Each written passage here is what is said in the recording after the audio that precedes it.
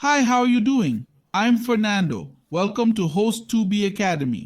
Today, I'll show you how to change the header color in Shopify. First, access the Shopify dashboard. On the left, click the Online Store button. This opens the Themes page. Let's go to our theme. Click the three-dot button, then select Edit Code from the menu. In the Theme Files page, use the filter to search for base.css. Click on the base.css file to open our store's appearance script. This script controls our entire store's look. Scroll down to the very last line of the script. At the bottom, you'll see a blank line. Skip 2 lines after it. Now we'll visit host2b.net to get the code for changing the header color. Click the button that says click here. After clicking, the code will copy. Let's go back to Shopify. Paste the code into the blank line using Ctrl+V. Once pasted, the script will change your header color. There are 3 lines for editing colors. In the first line, color header, enter the new color code starting with a hashtag. If you don't know the color code, find it on the site